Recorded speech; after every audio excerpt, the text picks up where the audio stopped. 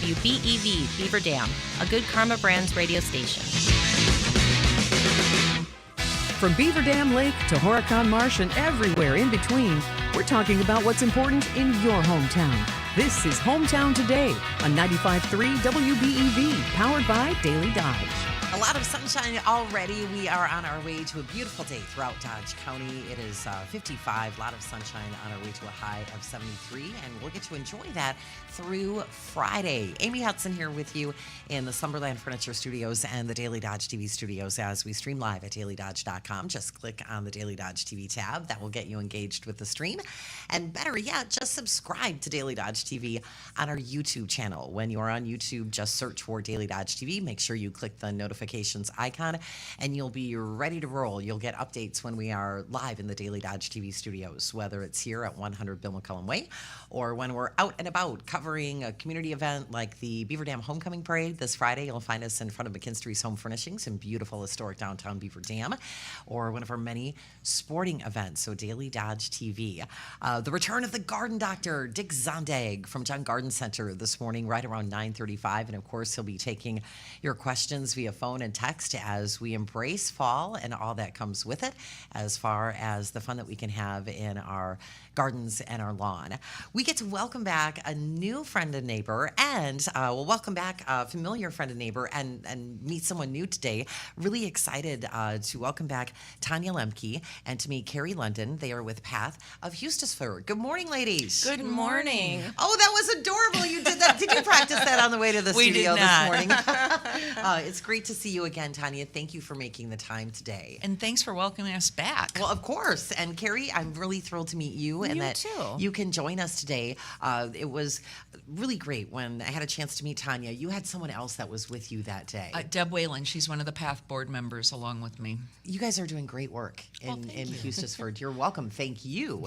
And we felt like there was so much more that we could have talked about that morning. You had shared, Tanya, just a couple minutes ago before we hit the air now, that the time goes by really fast. It does. So we want to make sure we make the most of the time we do have together here this morning on Hometown Today, because we have a couple things that we really want to cover. And I think the best place for us to get going, for those folks that maybe missed our conversation a few weeks ago here on Hometown Today, share with us what Path is, along with the Arts and Gateways Committee, because we're going to focus on the art raffle and the upcoming wine walk and really cool things happening in Hustisford.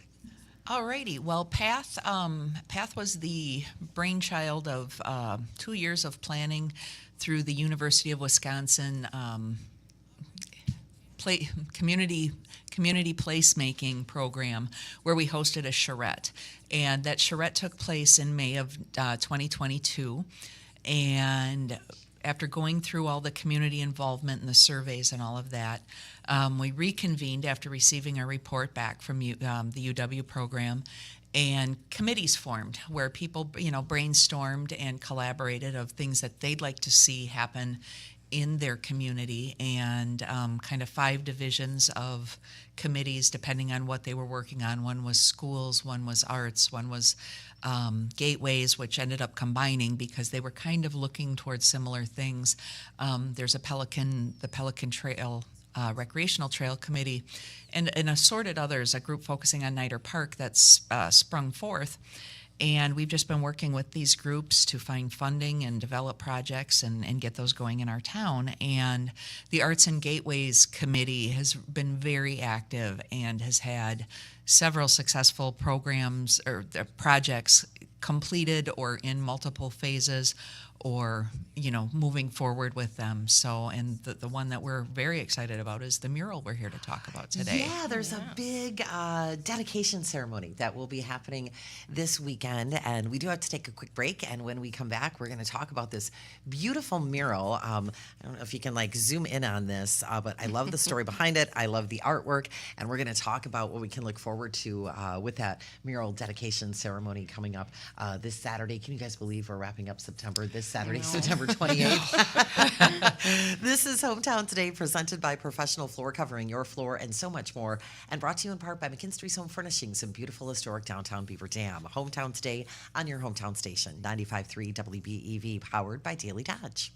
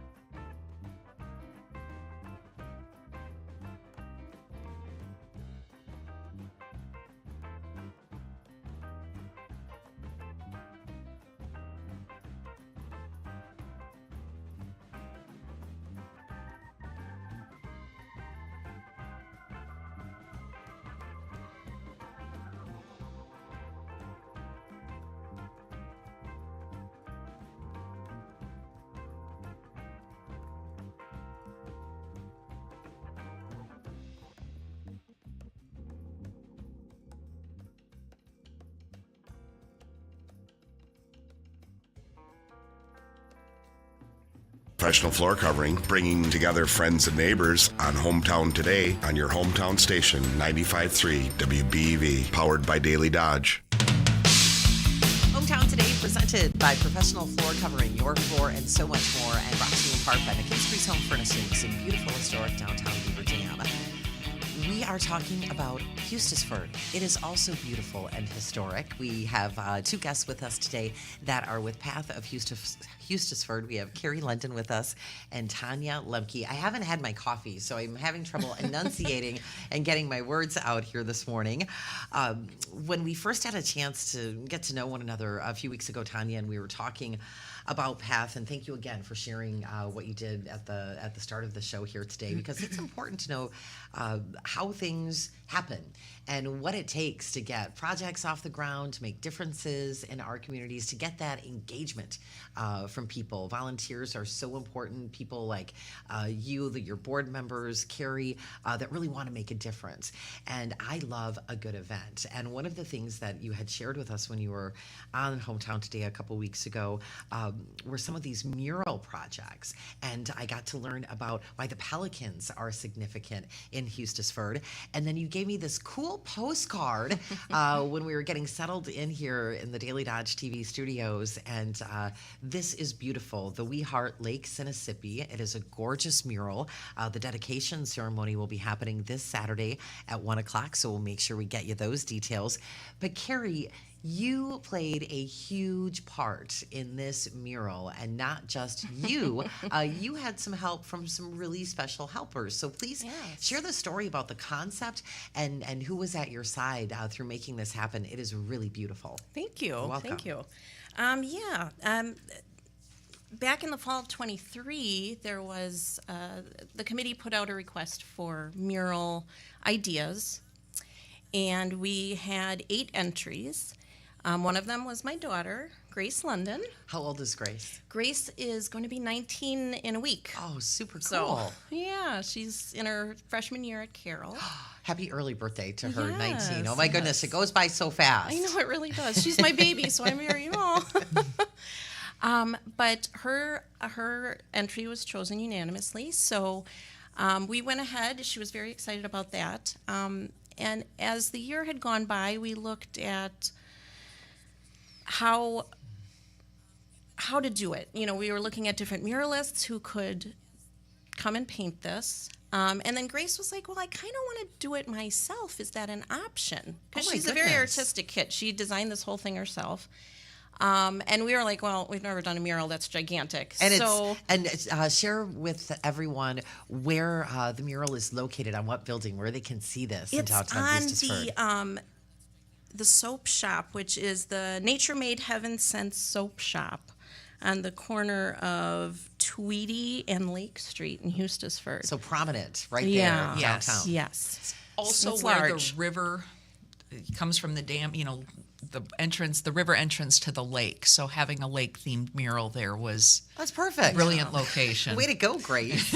So we had decided, and we submitted this idea to the committee and said, would you entrust us, the Londons, myself, my husband Nate, our daughter Grace, to paint this ourselves? I'm an artist, my daughter's artistic, my husband's artistic.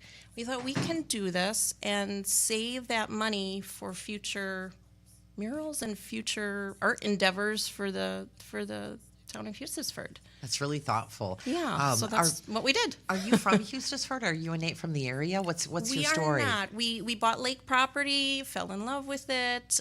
We were going to be moving here probably this year. Okay. That was the original plan, but we loved it so much we moved early. So we've been out here for about 5 years. Oh, that's fantastic. Yeah. So you, along with your husband Nate, your talented daughter Grace, you decided to do this on your own. How did you start? Like, how does this work when you go to put a mural on the side of an historic building? Yes. That's interesting. So we went and talked to people who know about paint at Sherwin-Williams, and we said we want to do a mural on a brick wall. What do you suggest? So they told us all the type of paint that we needed, what we needed, certain primers. So other members of the committee, Jim and Ruth and Merlin and Kay, they primed the building and put the first coat of solid white up because we wanted a white backdrop. Did you have to get a lift? Like a We big... did. Okay. Thankfully, Ken Chapman was able to borrow a lift from somebody he knew, and he was so sweet. He would come drop it off at the site. He'd say, Carrie, let me know when you need the lift. And I'd say, maybe by 9 o'clock tomorrow morning. Sure. I would get there and it'd be there all set up for me. Fantastic. And a big thank you to JW Electric for the Yes. donation of their lift. Exactly. You know, and those are probably things That's that huge. Until you're really getting ready to kick off a project, and sometimes when you're in it, then you're like, oh my goodness, we need this. Where's that going to come from? Exactly. Well, and I think you end up finding out that there's plenty of people that are willing to get involved. They just don't know how. So providing specific requests, like then somebody can say, yep, I can help with that. And and that's really important to show ways that people can help, because just saying we need help leaves it open to a lot of interpretation, and people don't necessarily know how they can help. Right. So we've been very fortunate to have community partnerships and other businesses and other community members jump in and say, yep, I can help you with that part. And then when people see things like that start to come to life, then I have found you get more engagement. You get Gets more contagious. excitement. It is. Yeah. So you So had the exciting. conversations about the paint. You got it primed. You got the lift. Yeah. Then what? Do you like sketch things out? How big is this on the side of the It building? is, I don't remember the exact measurements, but it's like 28 feet wide by maybe 12 to 14 high. It's So it's sizable. big. It's I'm looking big. on the back of the postcard that you brought in this morning, and you can see the mural on the side of the building. And yeah, it's big, it's prominent, it looks fantastic. So you don't freehand something like this, do Well, you? what we did, my husband had the great idea. We just we borrowed a projector, you know, the old school kind that we had when we were in school, Yeah. the regular projector, and he was able to print the mural. We printed it in 2 pieces lengthwise, and we went one night at like 9:30 back in the summer. We started that on July 24th. So on July 24th, we were out there projecting onto the wall, and we just traced it in with pencil because it was already painted white with a white background. Okay. So we just used, you know, those construction pencils and just traced it in there just to have the general footprint. Okay. And then from there, we just started painting. So we painted from July 24th, and we finished it on August 13th. We tried to go we didn't take many days off. You know, if the weather was really bad, rain, whatever, we did not paint. But we painted for a total of 81 hours. Oh my goodness. Yeah. And that's multiple people. Yep. So that was my husband, myself, my daughter. We had Ruth and Merlin Piper. Kay Brady helped a bunch. As far as painting, I think that was everybody. But yeah, it was wonderful. Like Jim donated drop cloths for the ground. So although we did accidentally spill some paint on the concrete, but you know, we tried our best not to. But yeah, everybody, it was a real labor of love, like working with my daughter. It was, you know, especially since she was just about to go off to college. Yeah, that's special. It was like so fun. We'd play music, and all the townspeople stopping at that corner, looking at what we're doing. We had so many people shouting from the windows, "We love it! Thank you so much! It's looking good." It was so fun, almost to the point where you were painting and you're kind of like, I can't turn around to talk to you right now, but like it was like a good problem to have. It was a great problem. So it was fun. So can you share Grace's concept, like how, what sparked the idea, and then describe the design for folks that are listening? Because I see Sure. a beautiful church, the Yes. Pelicans, which I learned about when Tanya was on the show with us a few weeks ago. Of course, the beautiful lake is prominent Yes. in the mural, and a bald eagle and an American flag. It looks like a beautiful summer day. Yes. With some yes. things that are important to Hustisford. Well, you know, we wanted little things that at least people in the area are familiar with. The church is quite prominent right there on, is that Lake or is that Tweedy? That would be Lake Street, the Street. Bethany Lutheran, which has been there a Okay. long time. Yeah, it's Okay. a beautiful church. So we wanted to throw that in there. We've got 2 pelicans on the mural. And the one that's flying, Grace just completely free-handed. She was up on that lift for like 2 days. That is just freehand painted flying pelican. That's It really just turned impressive. out beautifully. It did. Yes, we're so proud of her. And my husband really worked on the flag. He got the flag to turn out. And just to It's- say the it's significance wonderful. of that flag, and I apologize for cutting you off, but Pivot Point, the Lightsky family owns Pivot Point, and they went and decided that we needed a very large flag in Hustisford to remind us that we are all Americans. And if I understand this correctly, it is the second highest flying flag in the state of Wisconsin. Oh my goodness! Oh, I didn't know that. That is So something to be proud it's of. high enough that they had to, is it the FFA? They had to actually get clearance because of the height of the. Oh, wow. So Wow. something is, that could be urban legend too, but I've got it on pretty good authority that was all part of the process. That's a cool, quirky fact. I Yep. love that. We've got lots of cool, quirky facts in Hustisford. So, Carrie, I'm sorry. Just wanted to jump in on the flag there. Continue. But, we added the pelicans because I know when we came and first looked at our lake property, it was just a big wooded lot. We made our way down to the water and we saw pelicans flying by.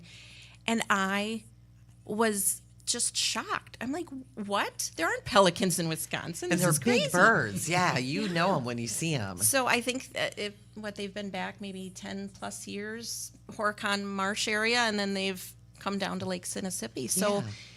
it's a treat, I think, to see those birds because I've posted them on social media, and I know friends of mine who would say, "Where are you? There's no pelicans in Wisconsin." So We've got it all in Yeah, our great Mitten exactly. State. So this beautiful mural will be formally dedicated in Hustisford this Saturday with a dedication ceremony. Would you please share those details, Tanya? Sure. It will be at 1:00, and we chose this date because the Hustisford Business Association's Harvest Wine Walk runs from 2 to 6 on Saturday, so we thought this would be a great day to get people down there and capitalize on the crowd because we will also be holding an art raffle. But before I get too far off track, the dedication ceremony will be at 1:00 in front of the mural at the corners of Lake and Tweedy in Hustisford. The mural is on the Nature Made Heaven Sent Soap Shop building. So we just kind of like to give our thanks to the committee and present it to the community. So we hope to get a good crowd out there for that. Absolutely. And then we hope people stick around for the art raffle. And we're going to talk about that because this is great to have the dedication ceremony for the mural, and what a great idea. Then let's celebrate and Absolutely. come together, and that's the time where everybody's going to be happy. It's going to be a beautiful day on Saturday. You get to enjoy some wine, and we'll let folks know how they can get involved with that and why it's important that they do get involved with that.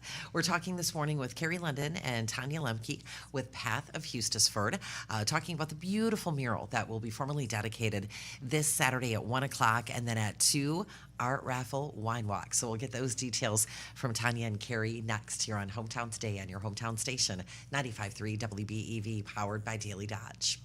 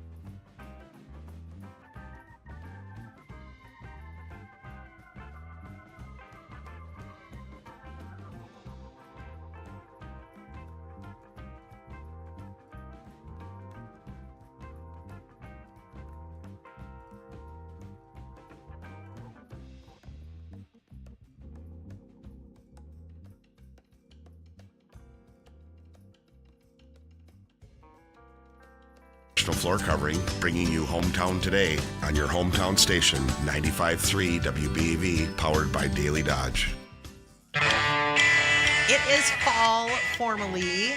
The garden doctor, Dick Zondag from Jug Garden Center, will be with us around 9:35 to let us know what we need to have on our radar as far as that fun fall stuff goes in our garden, in our lawn, and of course we always want to do things the right way, and he makes sure that he guides us in that way. Looking forward to continuing our conversation with our guests this morning from Path of Hustisford. We have Carrie London with us and Tanya Lemke. Carrie, along with her family, her daughter Grace and husband Nate, have I can't say built, created a beautiful mural in downtown Hustisford that will be formally dedicated this Saturday at 1 o'clock at the corner of Tweedy and Lake Streets in Hustisford, right there on the Nature Made Heaven Sent Soap Shop building. So please join them for the dedication. So much talent, love, and time has been dedicated to this project. So it will be a great time to celebrate that and then to stick around and have some fun. You have an art raffle and a wine walk that is happening with the Hustisford Business Association, the Harvest Wine Walk. So share with us what is happening, because this sounds like a great time. It's 2 to 6 this Saturday following that mural dedication. How do we get involved, and what will we get to experience during the wine walk? Well, this is our third annual, and when I say this, now I'm putting on my Hustisford Business Association hat for a moment. This is the third annual wine walk, and we've had very good turnout the first 2 years, so we decided let's keep this moving. Multiple businesses will have stops where you can go in. Each business will have 2 samples. Some it might be a red and a white, others might be a sweet and a dry. Just a variety of different wines to sample, and the cost is $35. The tickets can be purchased on Eventbrite. The links are on the Hustisford Business Association Facebook page. You can also buy tickets day of, and you'll get a lovely souvenir wine tasting glass, which has been logoed with the Business Association's logo by Carl Weber, who's another local artist in Hustisford. There's a lot of talent. Oh, there is. There is. is That's a for lot sure. of very creative people in a variety of different disciplines. But it's also a great way to come down check out the art raffle that Path of Hustisford is having. There are many, many pieces, and if you go to the Path's Facebook page, there's a slideshow of some of the art offerings. Some were from local artists, others were gently used pieces that people had, and all of them are really, really beautiful pieces in a variety of different styles, genres, etc. There's some photography there. Nate London has a beautiful sunset view of Lake Sinisippi photo. That was mine, actually. Oh, I'm sorry. Carrie. Way to go, I'm the Carrie. photographer in the family. And, some of the committee members have some of their original works of art in there as well. Ruth and Merlin Pieper both submitted pieces, and forgive me those are for not very knowing nice. all the local artists' names, but because there were so many. But take a look at the Facebook page. There's a preview of some of the little teaser of some of the offerings. And then, stick around Hustisford. Check out the shops. Do the wine tasting. I think one of the challenges of small towns is just getting people in there to see what you've got to offer. So come on down, check it out, and we're pretty proud of the stuff we've got going on in Hustisford. As you should be. And when you mentioned the souvenir wine glass that folks will get, and when they're enjoying the third annual Harvest Wine Walk with the Hustisford Business Association, I don't want us to wrap up until we talk about this cool Yes. postcard, because Yes. these will also be available for folks for purchase, helping with your fundraising efforts. Yes. So we created the postcards as, we don't see a lot of postcards anymore. And I thought that might be a cute way to just draw some attention to the murals. So we're going to be selling those at the dedication for $2 a piece. Okay. We're also going to have T-shirts in all various sizes with the mural, a little Nice. adaptation of the mural.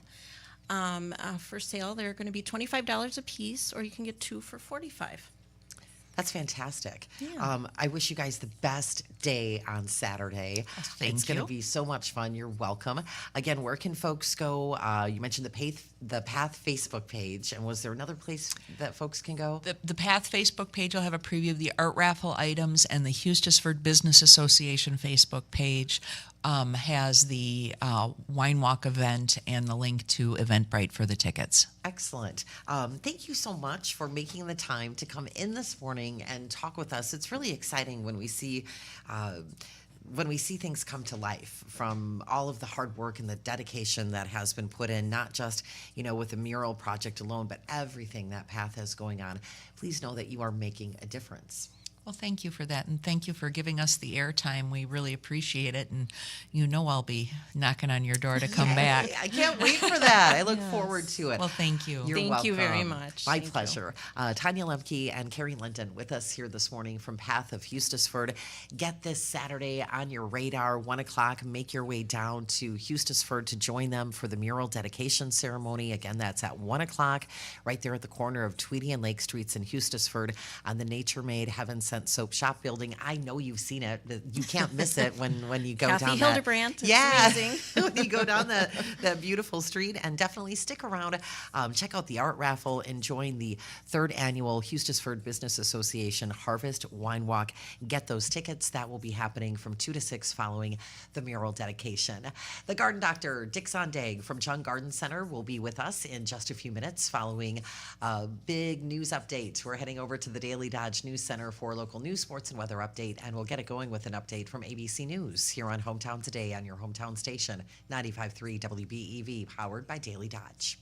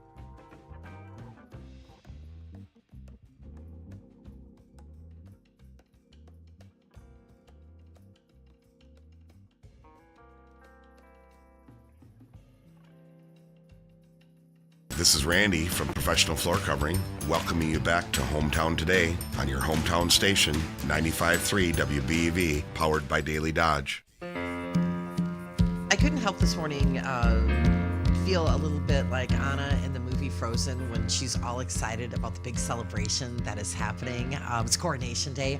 Today's Garden Doctor Day. I love that we are kicking off another few weeks with the Garden Doctor, Dick Zondag from Jung Garden Center. We always have so many things to talk about. He is so knowledgeable and, of course, ready to take your questions. If you need some advice, that's why he is here. So certainly give us a call on the studio lines at 885-4446. 885-4446 is the studio line. And you can also text in your questions at 887-9595. The text line is 887-9595. Charlie Dern producing for us this morning in the Slumberland Furniture Studios. Happy to pass along your texts. And a big thank you to Charlie and Jack, who's down with us in the Daily Dodge TV studios. So check out the stream at Daily Dodge TV. You can click on the Daily Dodge TV tab on dailydodge.com and certainly subscribe to Daily Dodge TV on our YouTube channel. Welcome back, Dick Zondag, the Garden Doctor. How are you? I'm doing just fine. Yeah, no, it's getting to be that time of the year when we're starting to wrap things up. I know in the nursery this morning they were starting to organize the potted nursery area because we're going to be covering that pretty soon. And so, you know, there's still time to plant nursery stock and strawberries and things like that, but it's getting time to get it done because those plants do have to have a little bit of time to establish themselves before the winter comes in. So, yeah, if you're thinking about planting strawberries or nursery stock, or we have some potted fruit trees that are available. Time to do that now, and very simple. I mean. I did a video on strawberry planting on YouTube, and so the Garden Doctor channel, I have a lot of videos on there on raspberries and strawberries and just general gardening. Have some of the produce along here that came out of my garden. It's beautiful. Show us what you have here. We'll hold things up for the camera because you had told me when we were on earlier this year in spring that you get onions as big as softballs, and these I think are pretty big. But you told me these are the small ones. These are the small ones. The big ones are already distributed, I guess you'd say, and they were very welcome. But it's not hard to get huge onions. You just have to do a few things at the right time, and then I mean, it's. I was surprised how well they did. Now the ones from the raised bed gardens were really big. I mean that's where you've got them in a really soil that's high in nutrients, and you're watering all the time. And those are the two things that you have to have with onions. You have to get them growing, and I use the plants that we get in from Texas. They start the seed in their fields down there, and then they bunch them up and send them to us at the proper planting time, and then you get 50 to 70 in a bunch, and plant them out. And the big thing with onions is to get them the greens growing, and so that's when you use the high nitrogen fertilizer on them now. I use, years ago I never used Triple 10 in my garden because I thought it was too hot, it forced too much growth. But with the onions, you need to get those leaves growing, and then the bulbing process starts in mid-July. And then you drop back on the fertilization and keep watering them. And if you're going to fertilize them, then you use something that has a lot more phosphorus and potassium in it than you do nitrogen, because you don't want to force them to grow more. You want them to put their energy into forming the bulbs. And onions have 13 rings. I don't know if you knew that. No, I did not know that. Yeah. 13 rings, no matter how big, how small. That's true. I mean, and the only thing that happens is the layers get bigger. They're called sepals. The sepals get bigger and bigger, and occasionally they will have 14 or 15 rings, but most of the time the normal number of rings is 13. And Lucky 13. Yeah, and so, when you get those really huge ones, they make really great onion blossoms. Where you deep fry them, and those are a treat. I love fried onions. They're so good. So, and even for storage, there are different. The onions that you want to use right away are the candy type onions that are sweeter. The sweeter they are, the poorer they store. Oh, what type did you bring today? These two are a variety called Patterson. Okay. And they'll store really, really well. This one is a candy. Okay. And I took it because the outer wrappers were taken off from it for some pictures. Mm-hmm. But it was the last one of the big ones. Oh, you're going to enjoy that after the show, aren't you? Yeah, you bet. Or maybe you will enjoy it. Ooh, I love onions. Yeah, I do when you too. mentioned, fried onions, we're thinking of the onion blossom, but even just fried in a pan with some mushrooms. We enjoyed that the other night with some bratwurst. And you have beautiful red peppers here, too. Yep. So. And tomatoes. Yeah, the peppers did really well this year. The person that does our test garden, her husband is a very good gardener too, and he put in some of the new variety of broccoli that we had, and went out to get some tomatoes from her because mine weren't too great, and she gave me a couple of broccoli heads that were a foot in diameter. Oh my gosh, that is crazy! They were just. I couldn't believe how I've never seen them that big. How did it taste? It was very good. Okay, good. We froze one of them, we blanched it and froze it, and the other one we've been peeling the buds off and having them. I love broccoli. It's good, and it's good for you. Yes, it is. And I really enjoy all the seasons for different reasons. But it's always sad, like when the gardening season comes to a close. But there's still work that needs to be done. What should folks be focused on right now, Dick, as far as what they should be doing in their gardens? Well, for sure, you want to the areas that you have taken your vegetables out. If you want to put more organic matter back in the soil, you can put a cover on a cover crop like. Buckwheat is a good one because that will die in the winter, and then you just work it into the ground. Or, if you if your soil is really, really hard and not very good texture, what you can do is take a shovel and turn it over. Don't break up the clods because if it's exposed to the freezing and thawing that we get in the wintertime, it will break those clods up, and the structure of your soil will be improved. But the big thing is the organic matter, to add compost. Don't burn those leaves. Put them in the backyard, run them through your lawnmower. Then you can put some nitrogen, some 1010 in that compost pile. They always talk about greens and browns with composting, but the leaves are browns because the plants have withdrawn most of the nutrients from the leaves before they drop them. And so you adding either grass clippings or 1010 fertilizer, and you make a 6-inch layer of leaves or whatever browns you're using, and then you put a layer of you put some fertilizer or some greens on top of it. You put some soil on it because that has the inoculant of the microorganisms that do the breaking down of the cellulose, which is why you compost things before you add them to the garden, and then the fertilizer. So, and then if it's dry, you want to put water. You want to water it because it does take water for those microorganisms to grow and to multiply. And then you put another 6-inch layer on top and do the same thing. Just keep going. And if you want to be really efficient, you can build a compost bin that has chicken wire around the outside, or you can buy them at Young Garden Center too. Right? That's right. And let's talk about the different locations where folks can find Young Garden Center. You primarily are at the Randolph location, which is never open on Sundays. Nope. But Sun Prairie, Madison, when can folks walk through those doors at the different Young Garden Centers? The store hours are 10 to 4, 10 to 5, Monday through Friday, and and 10 to 3 on Saturday. And the stores in Madison, Stevens Point, and Stoughton are open on Sunday. The store in Randolph is never open. We've always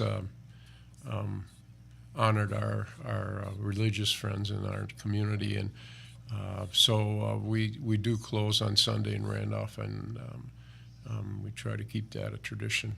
I think people are used to that now, and Sure. they can shop. They've got 6 other days to shop, and gives me a day off too. The garden doctor deserves a day off. And I bet things are just looking beautiful as always right now. Fall is here. You really have all the fall essentials at Right. Young Garden Center. Mums, I bet they're all over the place, Dick. Yep, we and have the- pumpkins. Tell us about what Yeah, you have we have going on. all the different decorations that you can use, the gourds and the mums and pumpkins and things like that. The bulbs are really late this year. Usually around Labor Day is when they come in, but the bulbs have not arrived yet from Europe. So as soon as they arrive, they will be packaged and in the garden center, and we'll have a really good selection of bulbs there. We're having a perennial sale. You know, all the perennials that are left over now are, I think, 30% off. Oh, that's a great deal. And, you know, the perennials start to look a little ratty right now because they are doing the same things that the trees and the shrubs are doing. They're drawing back from the leaves into the root system, but the roots of a plant never go dormant. And so if you're putting a perennial or a shrub in right now, you want to mulch them in early November when the ground is still warm, and that will help keep the ground warm. And the roots will grow during the winter time, and then it also creates a situation where you don't get the heaving that you'd get if they were open to the environment. In January and February, when we get those warm periods where the ground starts to thaw out, if you've got newly planted perennials, they tend to pop out of the ground because of the freezing and thawing. The freezing expands, the water expands and can pop them right out of the ground. So it's good to get a 6 or 8 inch layer of not leaves, but of straw or something that doesn't mat down, and that will keep them happy all winter long.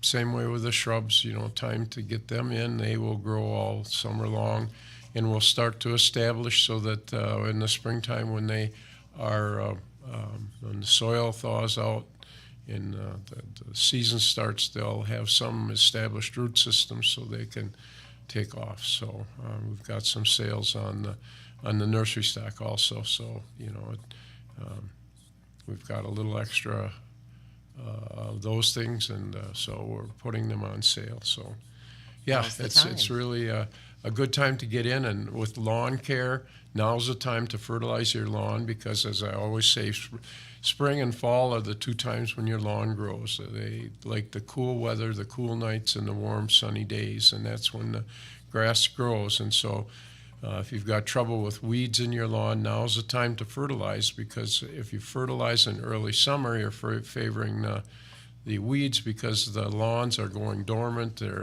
Unless you're watering faithfully, they kind of sometimes even turn brown. Now, the early part of the summer, we had lots of rain, and so they stayed green for a longer period of time. And now that the fall is coming in, we've got cold weather and cool weather in the sunny days. The lawns really love that, and so I think you can even seed areas right now if you get them in the next 2 or 3 weeks, you know, then you just work up the soil. You put the seed down, you rake it in, you tap down, you roll the lawn so that the soil comes in good contact with the seed, and then putting hay or straw, you know, a layer over the top will keep the top layer from drying out, because the only thing that really kills grass seed is to have it start to germinate and then dry out. So by putting a 2 or 3 inch layer of straw over top of that area that you've newly seeded, the grass will come through. There's no problem with that, and the straw will decompose, so you don't have to worry about raking that off either. So now's a good time to get that fall seeding done, and the fertilization. You know, fertilize right now with a good high nitrogen fertilizer so that the grass grows well. And then if you want to be really good to your grass, you put on a winterizer where you put more phosphorus and potassium, which favors the root system. So your root system will grow and develop. And then in the springtime, when it comes time to start to grow, it'll be there. And the good thing about grass is it's a very good competitor. If your grass is growing well, you will not have trouble with weeds. The only place you get crabgrass or the perennial things like dandelions and plantain lily and creeping Charlie, the only place you really get those is where there's bare ground and where they have a chance the seed has a chance to germinate. So, and if you've got creeping Charlie, that's a tough one in the springtime to control. So now is a great time to treat with an herbicide like Weed Beater Ultra, which works in cooler weather. And you may not kill the creeping Charlie, but what you do is you weaken it. What it does is it does the opposite thing of what you want it to do, because if you spray creeping Charlie with the Weed Beater Ultra, it forces it into a new flush of growth. And it will keep growing, and all of a sudden it's winter time, and it's not ready for winter, and so the winter will take it out. So, lots of things you can be doing in the fall. Composting those leaves, getting your garden. I dug some of my potatoes, but there's still some potatoes in the ground, and I want to get my grandkids to come and help me pick up potatoes because them old years, those joints don't work as well. So, but yeah, it's fun. It is fun. The garden doctor, Dick Zondag, is with us. Dick, of course, with Young Garden Center in Randolph. And we have a lot to talk about. Just hearing you share all those things, it is not a slow time at all for us to do things out in the garden. No. Of course, we welcome your phone calls at 885-4446. You can text us at 887-9595. I do see that we have a text ready to go, but we're going to take a commercial break before we get to that text question for the garden doctor here on Hometown Today on your hometown station, 95.3 WBEV, powered by Daily Dodge.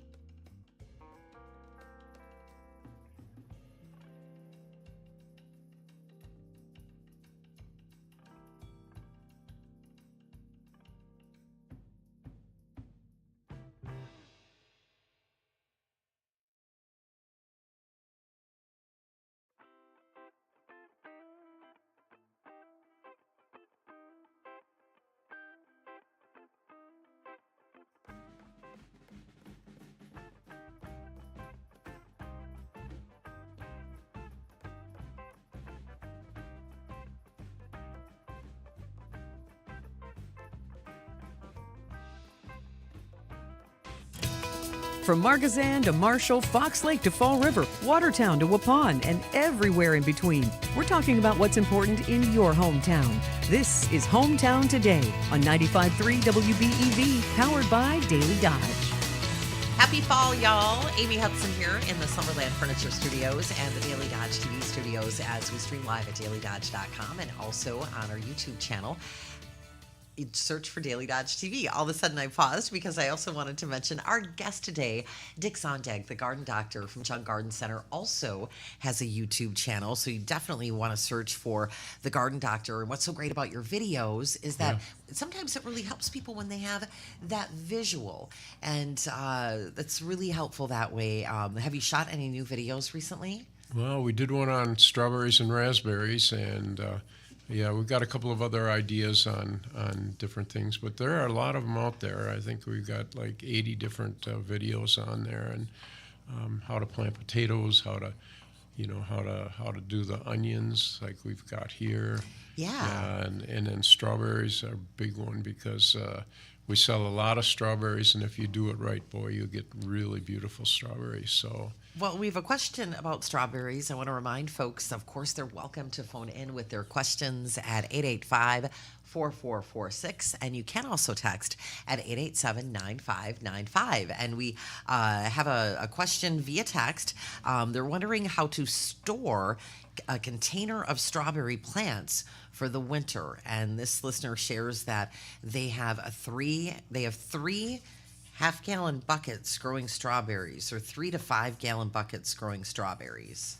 You can't store them outside because when you're growing things in a container and you leave them outside, that container is exposed to the cold weather, and that the soil inside that container gets to be really, really cold, just like the outside. And the roots will die, even though the tops will probably not die, but the roots will all die because the roots are about 20 to 30 degrees more susceptible to frost damage than the tops are.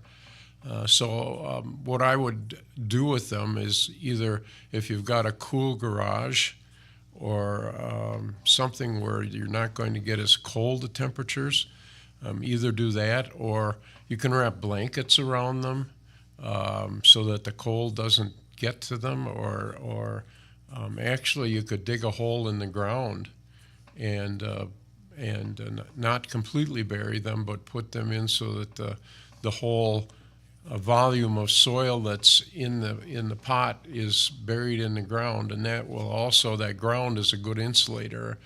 The thing you got to do is make sure that soil mass doesn't freeze as hard as it would if it was sitting outside. And that's another reason why people that have these planters on their houses, they have a hard time growing things in them because of wintertime, that area is exposed on the front to the cold temperatures, and so it migrates into that soil mass. And the only way you can really do that is to put insulation between the soil and the inside the planter, so that it insulates the soil from the cold. But either bring it into the garage and wrap blankets around it, or a root cellar, or plunge it in the soil in your garden. That would also protect it for the winter. And then put about a foot of straw over top of it, because that will also keep it from freezing and thawing, which also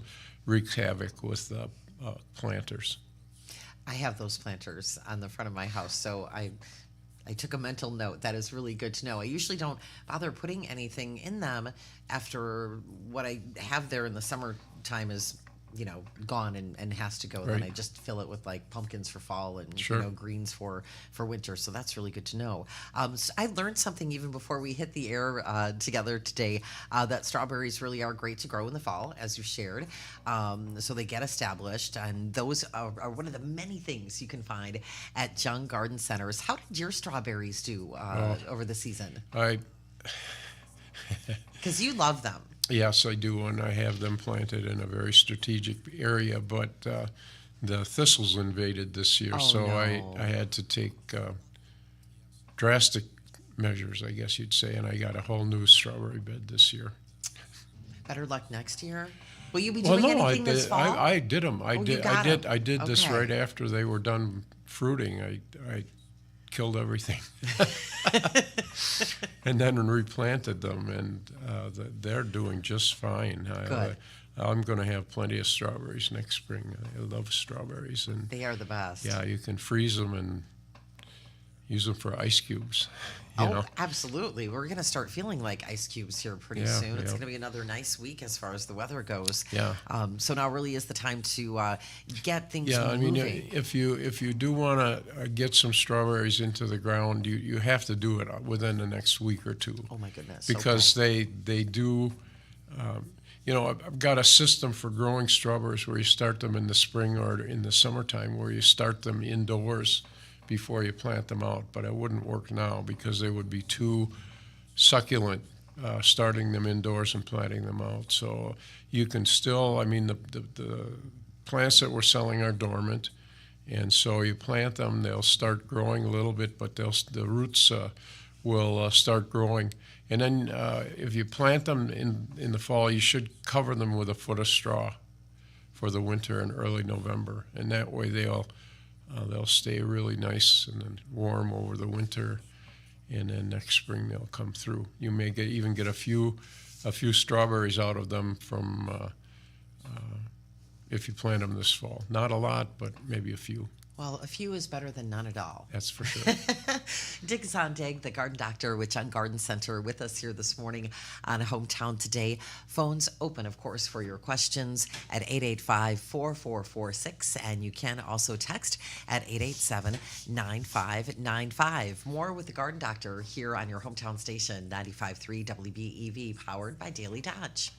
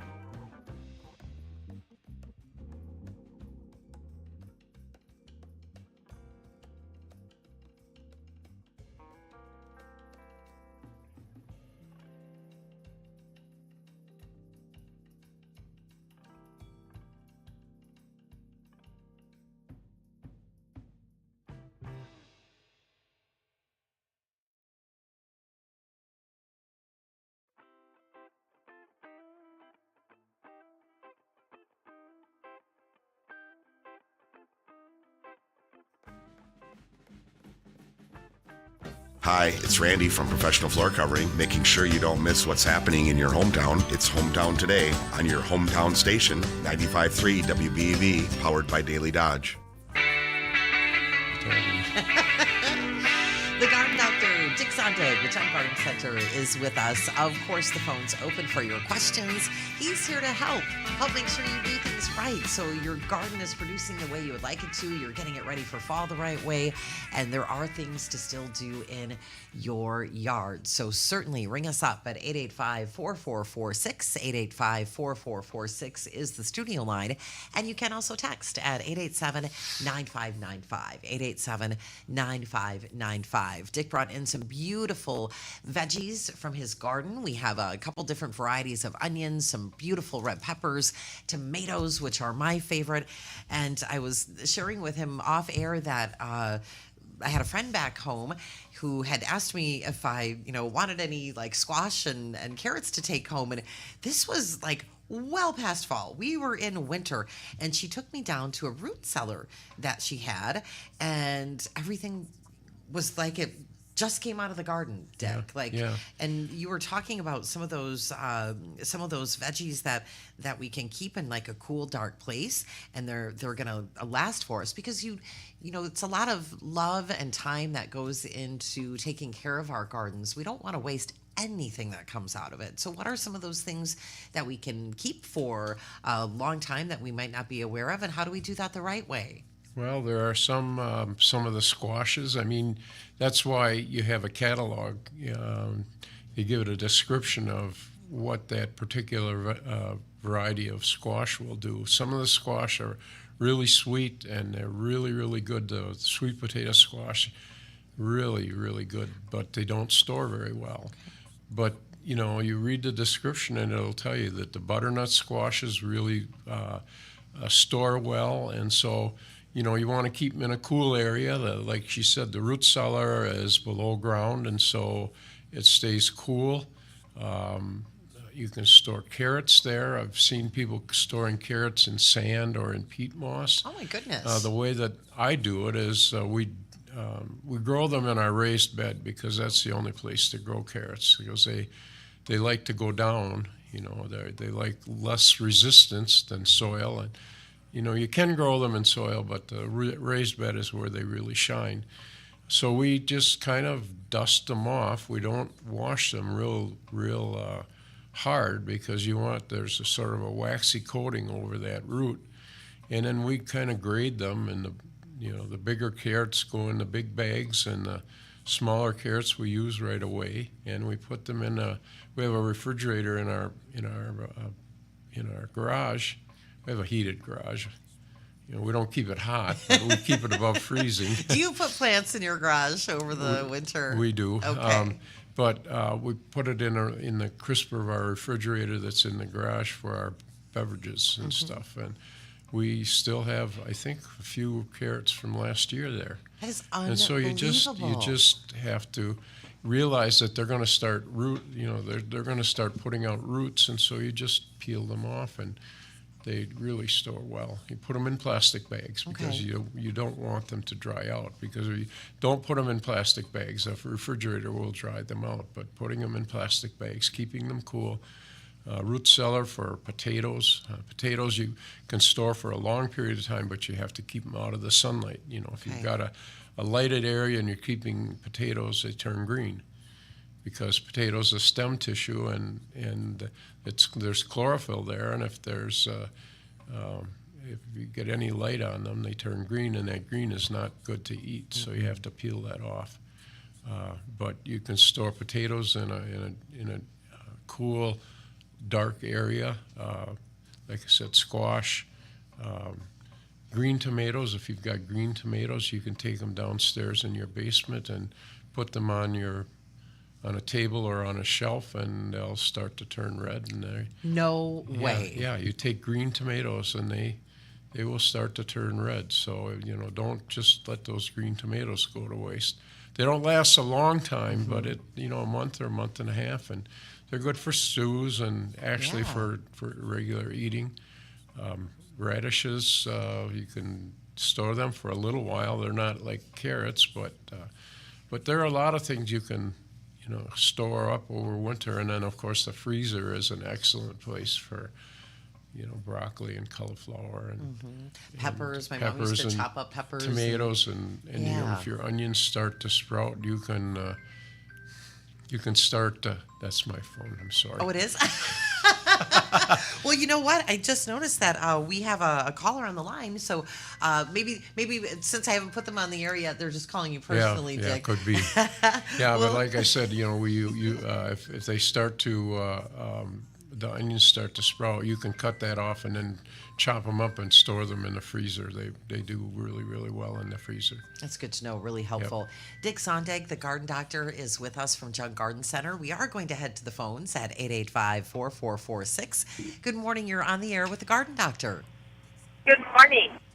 Good morning. I live in town and I have a garden which is limited with sun and everything, Right? and I almost have to plant my stuff in the same spots all the time to get the right sun I want. And like tomatoes, between the two houses, it's great because I got morning sun, afternoon sun, and everything else, and they're doing fantastic. But is there something I can put in it because you wear out the soil and stuff?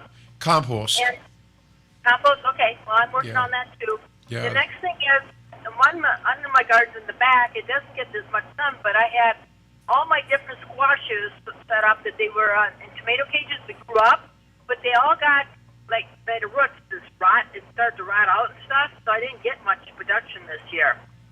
And again, there too, I almost have to put it in the same spot, you know what I mean, because of all the trees in the neighborhood. But I don't have a tree in my backyard, but everybody else does, And so Okay. is there something I can put on it so I don't get that root rot, or the stem starts to rot from the ground up, It's I probably can treat it. it's probably not your soil. It's probably cane borer. Where the borers get into the cane. The big thing, and I think that's where the organic gardening people have it right. Compost those leaves. Compost, anything that was alive. Your grass clippings.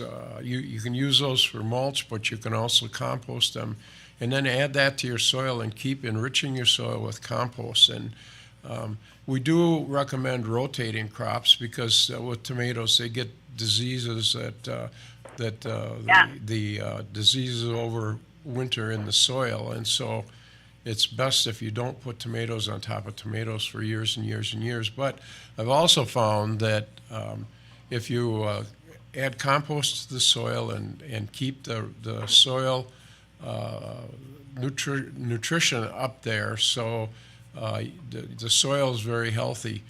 Sometimes you can plant things back where you planted them year after year. I've planted potatoes. Potatoes are a crop that you want to rotate too. I've planted potatoes in the same area probably 4 years in a row now. I probably shouldn't tell people that. And I have really great potatoes, but I also use straw and compost and stuff on top of them and work that into the ground. And of course in Randolph we have that beautiful black loamy soil that grows great crops. So, but I think the soil nutrition is the secret, and then knowing when to fertilize and what to use with your fertilizer. When to use a high nitrogen fertilizer and when to not use because nitrogen is the thing that really keeps plants growing. And with the garden, if you over fertilize with nitrogen, you get the most beautiful green. Tomatoes will grow 10 feet tall, but they won't produce any fruit. But you want to use nitrogen when you're planting the tomatoes because you do want them to start growing right away. And so that'll get you the tomatoes out of the ground. But then you back off the amount of nitrogen you use, and you use a soluble plant food like rooting and blooming that has more phosphorus and potassium in it. And knowing that, like with the onions too that I brought in, we fertilize with a high nitrogen fertilizer, and we have trickle irrigation on them so that they get watered very regularly. And because onions have a very small root system, you have to give them rich soil to start with, but then when they start the bulbing process, and you want to drop off the nitrogen because you don't want as much growth going on. You want it to put the nutrients into the bulbing process. So, Now, I yeah. have access to sheep manure. And is that a good one to have? Because they say the sheep actually eat the seeds from the, the wheat and the weeds and everything else. That, it doesn't come popping up in your garden all the time. Yeah, that's one of the problems with using a manure-based compost. But if you've got a compost pile, run the sheep manure through your compost pile, and if you get the heat up in that compost pile, sometimes that'll take some of the weed seed out. Okay. So all right. what you do is, at the beginning of the show, I talked about, how you build a compost pile. 6 inches of leaves or any brown material, weeds that have dried up. 6 inches of that, and then you put your sheep manure, which would be your greens, that has the nitrogen in it, and then if it's dry, you water it. And then after about 3 or 4 weeks, then you want to rotate. You want to take that compost pile and turn it. Take a fork and just put the middle to the outside and the outside to the inside, because the inside is where most of the composting takes place. And I've been adding all my leaves and like when I peel carrots and all this stuff all summer into my pile, but I don't have a huge one. That's the problem, Okay, and the way that you can tell if your compost is ready to add to the garden is if you can't recognize the constituents that went into the compost pile, then it's ready. Because basically what you're doing when you're composting is the microorganisms that are working on those leaves and on the grass clippings and on the potato peels and stuff like that are decomposing the cellulose, and whatever is left over is the humus, the material that you want to add to the soil, because then that's the nutrients. And then because the microorganisms have grown and then have declined and have composted themselves, you've got all those nutrients that were formed when they were doing their composting that go back into the garden in an organic form, and that really is what makes the plants grow. Well, I was hoping to, after, start cleaning the garden off now for fall, then put the sheep manure on it and also my compost stuff that I have, and then kind of mix it in a little bit. Yep, that would be great. That would work, because the and sheep... Then I have, go ahead, I'm sorry. And I have some straw, too, so I thought I'd lay that on top after a while. Okay. The straw is brown. That doesn't have any nutrients in, so that has to be decomposed.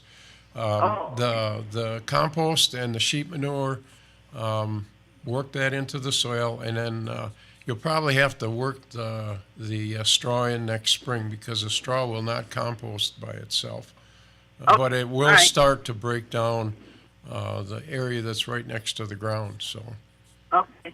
All right. Well, thank you much. Well, thank you for calling. Thank you. Phone lines open, of course, for your questions for the garden doctor. Dick Zondag with Young Garden Center with us here this morning. 885-4446 is the studio line. You can also text at 887-9595. And Charlie Dern, I see that we do have a question via text. Would you be so kind as to share that with us? Yeah, somebody is looking for recommendations on prepping peonies for winter and spring. Oh, good question. The peonies are really starting to look pretty ratty right now, because the same thing is happening with them that's happening with most of the perennials, that they're pulling back the nutrients into the root system. What I would do is I would leave the tops on until we get a good hard freeze, which will kill the tops, and then cut them off. And then compost those tops. And then you could also, at that time, fertilize them, because, as I've said over and over again, the roots of a plant never go dormant. So a little bit of fertilizer in the fall will help that root that's in the ground be healthy and grow. If the peony is large and you want to divide it, now is the time to do it. Okay. Because the buds are there, and so dividing a peony is real easy. You just take a shovel and you go right down in the middle of the clump with that shovel and dig half of the clump out. And you can actually divide that part that comes out of the ground so that you have 3 or 4. They have little red nubs that are called eyes. Okay. You want 3 or 4 eyes per division, and you maybe get 2, depending on how big your peony is. You know, if it's really huge, you can get 3 or 4 divisions out of that, and then you can replant those right now, and this is the best time for dividing and planting peonies. We do have peonies at Jung too. Okay. So you know, if you're looking for peonies, if you've got a catalog, you can order online. You can go online at jungseed.com and see what varieties we have. We have some really pretty peonies. We grow most of them ourselves, so we know what we have. And yeah, peonies are really beautiful in the June time frame. They really are, and you just gave me an idea for a little fall garden project because they do have a pretty big peony plant, and I didn't know that I might be able to get a few more off of that. Yeah, see what happens with them when they get really big like that, the middle starts to rot. Oh my goodness, Yeah, okay. so you're going to find a lot of rotten root in that middle, which will make it easier to divide. Okay. You know, peonies will grow almost forever without dividing, but they do, and if you do divide it, then you should fertilize it also. So. Okay. All right. I'm making note. I make all these notes during the show with the Garden Doctor because you are so helpful and so smart. And Shouldn't of course, say that. we will continue our conversation with Dick Zondag, the Garden Doctor from Jung Garden Center, here on your hometown station, 95.3 WBEV, powered by Daily Dodge.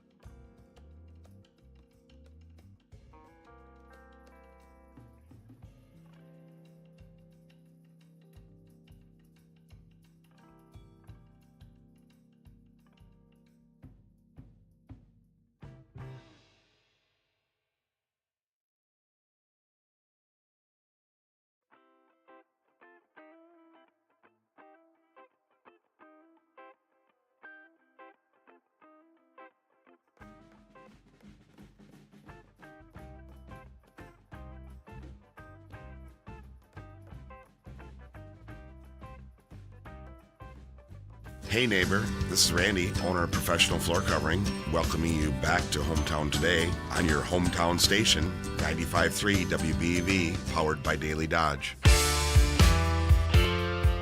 Fall is here, and there is still plenty to enjoy in our gardens. Have a little bit of work to do yet in the yard just to get things in the proper place and get all that prep done. And we are thankful that we have the garden doctor to help us with these things. The garden doctor, Dick Zondag from John Garden Center, with us here today on your hometown station. Of course, taking your calls and your texts with your questions. 885-4446 is the studio line, 885-4446. And you can also text in your questions at 887-9595. Are you ready to head back to the phones? Sure. All right. Good morning. You're on the air with the garden doctor. Yeah, so a while back, our lilac bush was the leaves turned all brown and they fell off. Okay. And then they turned green or grew green ones again, and then it started blossoming. Yeah.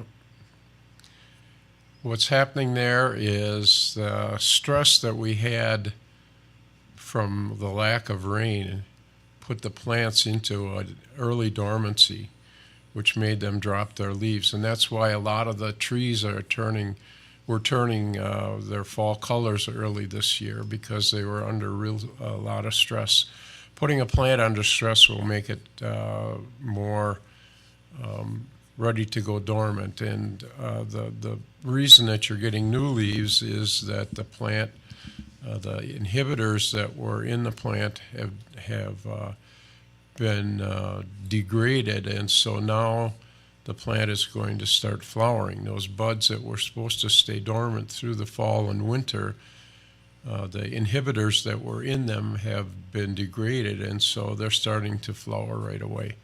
So you're getting your spring flowers right now, and next spring you will not have flowers on your lilac. Oh, that makes me sad. Yeah. Well, that only happened to one. We have several lilac bushes, so it only happened to one of them. Yeah, it's a plant by plant thing, So Okay. yeah, it's not anything to be. I don't think it will injure the plant at all. Not good for it because it's using up nutrients that it should be saving for winter, but it's not unusual to see that happen. You see forsythia start to bloom once in a while like that too, where the inhibitors that keep it from flowering in the fall and in the springtime. This is not a time to prune a lilac. No, do not prune it. That would even be worse, because pruning is a stimulating thing, and you don't want to stimulate your plants right now. Should not be pruning anything right now. They're in that quiescent period where the plants are starting to get ready for winter, and anytime you overwater, over-fertilize, or prune, you're going to put it into new growth, and new growth is not going to be winter hardy. Okay. Well, thank you very much. Thanks for calling. That's really helpful. I'm going to remind my husband of that. No pruning of anything right now. Right. You have to wait probably 2 or 3 weeks until the winter buds are set. Okay. You can tell. You can look at the end of the twigs, and if there's a nice bud there, that it's set, then the plant is probably pretty dormant, and it's not going to force a new flush of growth. But right now we're in that quiescent period. It starts probably in mid-August. It's like a 2-month period for plants to go from, succulent green growth into a winter hardy plant. Because if you'd put a July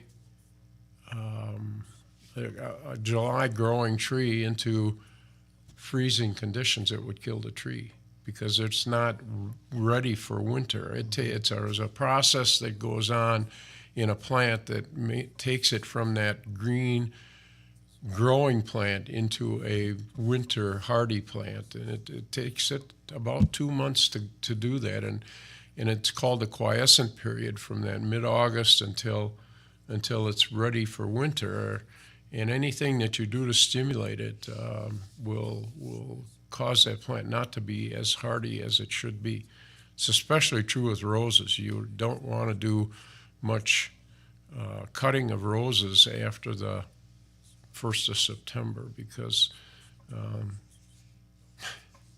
roses are not the smartest plants in the world. No. I'm not going to call them blonde. Dick Zondag, the garden doctor. I love it. It's stand-up time. So how are they not smart? They just can't figure out like what time They of year just it don't is? have the genetics to do it. Okay, so we really So, have to help they those do have roses the along. genetics go dormant, but it seems like they're easily tricked into growing more. Okay. And so with roses, you really should start not doing much to them the first part of September. Occasionally you can take a flower bud in and it's not going to really do anything. But roses, especially the hybrid teas, the grandiflores and the floribundas, if you keep deadheading them and keep pruning them into the fall and into this time of the year, you're probably going to get a new set of growth which will not be winter hardy, which will also take the plant out. Oh, no. Yeah, Wanna so avoid with that. roses, rosarians know that they have to leave the plants alone after the 1st of September, or they're going to be tempting the Jack Frost to take them out. I love that term, rosarians. That's I what like they that. are, rosarians. I love it. Dick Zondag from Jug Garden Center, the garden doctor, is with us here this morning. Phone lines open for your questions. He is happy to help you with what your project is, help you get ready for fall. 885-4446 is the studio line. And you can also text at 887-9595. And it looks like we have another caller on the line. Good morning. My bad, Amy. I forgot to take that off from the last one. All right, Charlie, thank you. 885-4446 is the studio line, and you can also text at 887-9595. The Garden Doctor is always here to help, along with the team at every John Garden Center locations. Yeah. You're located in Randolph, Sun Prairie, and Madison. You also have other locations, but your staff is so knowledgeable and so helpful. Yeah, we try to have people in the stores that can talk gardening. A lot of them are retired people that are looking for a little extra time, and it's a good way to pass the time. But we try to have people that can talk gardening. Maybe not as in depth as what I do. I mean, I have a master's degree in horticulture, so I should know more than the normal you gardener, should. right? But if you knew a few things, God created these plants, and He put order into them, so that so that you can be predictive about what's going to happen, what's happening, and if for instance, if the winter or if the summer is hot and dry, you're going to have mites. If the summer is wet in the springtime and into the summer, you're going to have disease problems because the spores will germinate. So there's a great order in what we do with gardening, and makes it easy for me to know. I do a lot of the customer service in the garden or in the catalog area because.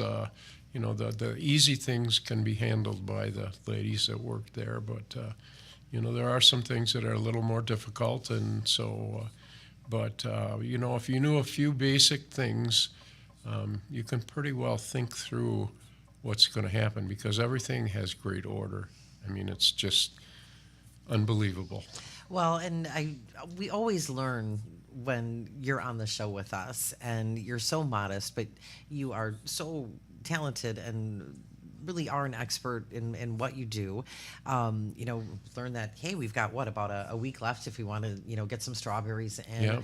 We talked about the peonies that can be split, and those can be, that can still be a project here over the next couple of weeks. Right. I noticed that right now at Junk Garden Center, when folks buy 2 or more fruit trees, they'll get 50% off. So I have to think, but I don't know. You tell us, Dick. Is now a good time to plant those fruit trees? Yeah, because what happens then is the soil is still warm. I mean, the soil doesn't go up and down like the temperature in the air. The soil is sort of a buffered system, and so we've got at least a month and a half of warm soil left. And when you're planting things that are grown in a pot, which the nursery stock that we're selling, the roots are still active, and you kind of rake them out of that root-bound situation they're in the pot, and they will keep working out into the soil in the fall. And then if you want to mulch them a little bit in the wintertime, although that mulch does attract rodents too, so you gotta be careful. That. Yeah, We have a whole bunch of mulch in our backyard where we took out some well, pine trees. what I'm talking about is a straw mulch. Okay, got it. Totally not different. compost mulch. Okay. I was about to panic. Could you No. tell? No, what I'm talking about is where you've got a little environment where the cold temperature doesn't get through quite as easily. Okay. That's where they head for. Okay. So you got to make sure they're not eating the bark on those trees. But Mm-hmm. you do get a head start by planting them now, and Okay. of course, what we're doing with the pricing, you won't get them any cheaper than what they are right now. That's an we have a incredible really deal. really good selection of them too. So What types of fruit trees do you have in stock right now? we have apples and plums and cherries.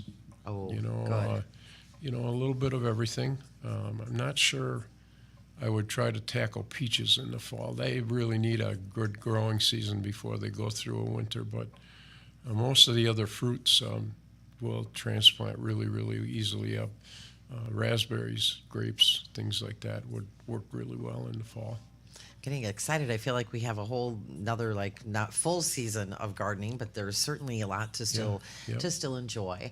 Dick Zondag, the garden doctor with Young Garden Center, is with us here this morning. Of course, your questions are welcome at 885-4446. That is the studio line, 885-4446. And you can also text at 887-9595, 887-9595. In addition to that incredible deal right now at Young Garden Center, when you buy 2 or more fruit trees, you get 50% off, 35% off perennials, potted nursery, while supplies last, and there's still plenty to do. If you need some fertilizer for your grass, now is the time to do it. You were mentioning earlier about the fall fertilizers. Yeah, the fertilizer with the lawn fertilizer, so you get good growth in the fall, so that you crowd out those weeds, because crabgrass comes from seed every year, and so if you get a good thick lawn, you had some crabgrass problems. That good thick lawn will crowd out the seedlings, because the only place where crabgrass comes up is where it has a spot where the soil is exposed to sunlight, where it warms up earlier before the grass gets a chance to grow. And Creeping Charlie and some of the perennial weeds, using a Weed Beater Ultra right now will help out significantly with the weed problem in your lawn. So, and then keep it cut. Once a week. I have a nice large lawn, so it takes me about an hour and a half to get the lawn mowed. But you want to keep, if you've got a lot of grass, if there's a lot of the cut grass on the lawn, you should sweep it up and take it off the lawn, because you don't want that dead grass to shade the grass underneath it, and then just put that grass in your compost pile or use it as a mulch around some of your plants, and you'll have a great lawn next spring. Oh, and that's what we want. That is Yep. always the goal, to keep things healthy and looking good. And for folks that don't know, you are a video star. We want folks to subscribe to the Garden Doctor channel on YouTube. You have a lot of videos Yeah. on your Garden Doctor channel on YouTube. Super helpful. Anything that you'll be shooting anytime soon?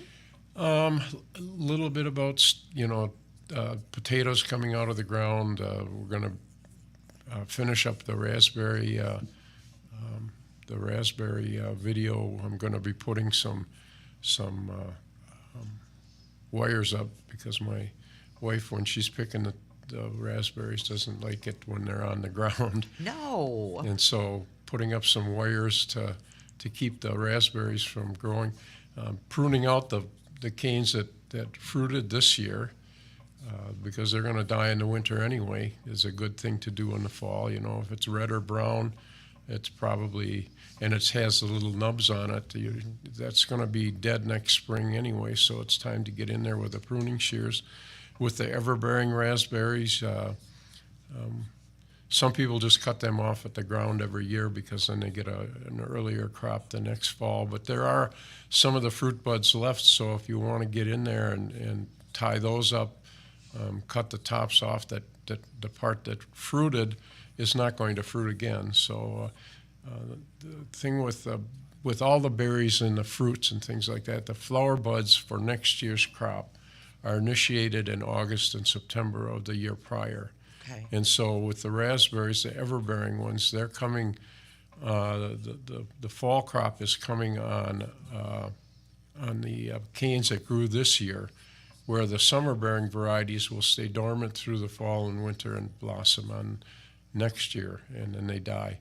But while they're growing and fruiting, there are new canes coming up through them that will be the following spring's crops. So although I've noticed that there are, like the lady with the lilac blossoming out of season, some of the June-bearing raspberries are starting to throw their buds out too, which means they were fooled a little bit by the weather that we had too. So quite a bit. It's been an unusual year. With all the rain we had early and then the almost drought conditions that we had late, has really kind of screwed around with the plant world, as well as the human world, I guess. We're all a little off kilter. With fall being here, of course, Jung Garden Center's ready with mums, lots of mums, those pumpkins, fall essentials. What falls under that header, Dick, of fall essentials? Would that be things like some of those fall fertilizers, like those things that we really need? The fertilization of the lawns with a heavy nitrogen fertilizer right now, and then if you want to be really good to it for winterizer late in around Thanksgiving time, we have fertilizers that are good for perennials at this time of the year, because you don't want to use a lawn fertilizer on perennials because would it just be too potent for it? The nitrogen that makes the grass grow might make the perennials not want to go dormant too. So we've got a fertilizer with a lower first number for perennials, and hopefully in the next couple of weeks, the bulbs will be here. So then we'll have all the tulips and daffodils and crocus and all those nice things that we look for in the springtime to plant. And the ground is starting to get cold, so it's time to get them in the ground. So, and we've got the equipment. One of the tools that I have in my arsenal is a bulb auger. Oh my goodness! It's what's a little auger on the end of a nice shaft that you can put on a cordless drill that you can drill the holes that you put your bulbs in. And I use that not only in the fall, but I use it in the spring for planting my plants in my garden. That's a great idea. I wouldn't do without it now, because you can dig if you want. Mm-hmm. But this sounds like it makes it easy. It makes a nice round hole, and you can go down the depth. I put a piece of tape on it where the depth is right for tulips and daffodils, and so I can go down into the ground the 8 to 10 inches that I want the bulbs down. That'll keep them nice for years. Got a lot of things. There's a lot of things that we can stay busy with. The garden doctor, Dick Zondag from Jung Garden Center, with us here this morning. Of course, the phones are open for your questions at 885-4446, and you can also text at 887-9595. The garden doctor primarily is at the Randolph location, which is never open on Sundays, but other garden center locations for folks to check out. Sun Prairie, Madison. There are other stores also that they can find their way to. Stevens Point. Yeah, I was just in Stevens Point a couple of weeks ago. I did not have a chance to stop by the store. We were touring the campus there, and it's just here, there, and everywhere. Yeah, we've got 6 garden centers now, and they're all doing fairly well, and they're a good source for people to pick up their gardening supplies and to get information if they need it. We also have a lot of pamphlets that we can hand out that have all the information that we need, and we also have a library of planters guides on the website too at jungseed.com. There's a library of different garden guides. So if you're thinking about onions, or you're thinking about raspberries, or your lawn, or whatever, you can go on the website at jungseed.com and go to the garden library and just put in the subject that you want to, or go down the list of pamphlets that we've written on how to handle different things, and how to start seeds, how to put peas in the ground. We try to not only provide products for people to have good gardens, but a service, so that if they have questions, they can always call, or they can text us, or they can do a lot of things with the technology that we have today. We get lots and lots of pictures of different things. What can I do to encourage my plant to grow, or what is this bug, or what can I use for this or that or the other thing. So are there bugs? Oh, shoot. We're going to wait on my question because we have two callers on the line, and we certainly want to get to them. So let's head back to the phones. Good morning. You're on the air with the Garden Doctor. Good morning. I have a question. My grapes are not doing a thing this year. I don't have one grape. I've got all vines and no grapes. In other years, I had scads of grapes. What happened? Did you prune them? Yeah. Okay. You pruned them last fall, and you pruned all your fruit buds off. So that's why you don't have grapes this year. When you're pruning grapes and other things, you want to prune them immediately after they fruit. I got to think about that again. There's a system for growing grapes that we and I think I don't know if I have a video that's specifically on grapes, but what you have to do with grapes is the secret to having good grapes is to have them as close to the root system as possible. And so what you want to do is develop a central cane with arms coming off from it. And so when the fruit is done in the fall, you'd prune the canes that had the fruit on them off, but then you've got other canes coming out of those arms that will be your fruiting wood for next year, because they're the same as apples and strawberries and everything else. Fruit buds are laid down in fall of the year prior to that summer.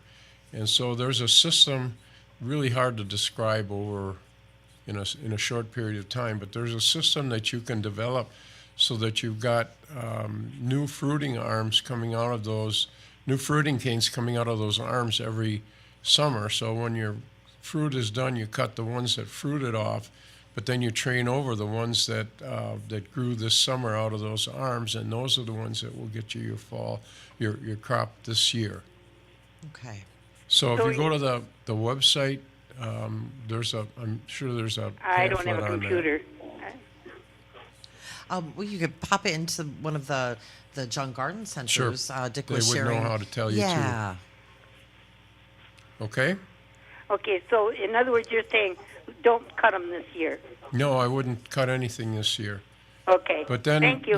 Go on our website and look up the pamphlet on growing grapes, and that will give you the system. There are lots of different systems for growing grapes, but the whole thing is that you want to get new canes coming out of a central trunk every year, because every year the canes will, the fruit buds will be a year farther out on those canes, and once they get 5 or 6 years out, then the fruit starts to get smaller because it's got to go through all those years of growth. Because I've never had problems with it before, and I've always done it just the way I did it, and I had grapes up the yin-yang and didn't know what to do with all of them. I had so many. But this year, I don't know what happened anyway. Not one grape, not one. I'm sorry for that. Yeah, I'm sorry for that, but... okay. Thank you for the call. You have a good day. And I do want to get to our last caller. We have to promise that this will be swift so we can stay on time. Good morning. You are on the air with the Garden Doctor. You have a good day. Yes, I was wondering on your parsnips and that, and like the radishes and that, are they ever going to come out with a disposable tape that you just can put seeds on that tape and that stuff and then plant it that way? Good question. Well, we do have seed tapes in the catalog for radishes. I don't know about parsnips. I love parsnips. But, you know, with if you want to make your own seed tape, it's really easy. What you do is you take a roll of toilet paper and you cut it in half, you know, the long way, and then you just put your seeds on the toilet paper and a little bit of glue and fold it over so that the seeds are trapped inside of that toilet paper. And then you put the seeds with parsnips. I'd put them about maybe 2 inches, 2 inches apart, inch and a half, 2 inches apart. And then you just roll it up and put it in the ground and, spread it out in a shallow trench next spring, and it should do really well. Seed tapes are a real boon for gardeners, because I think the secret is that the seed tapes keep the moisture around those seeds until they germinate. Oh, okay. Well, thank you for your advice. And people that live in the city and that stuff, I tried it this year. I live out in the country by Reeseville, but I'm in a wheelchair and that stuff, and I got a deck. What I did is I took them plant hangers and that stuff, them pots. Yep. And I planted, and then in a basket and that stuff, I had an old wooden basket that you weave that's real thin. Right.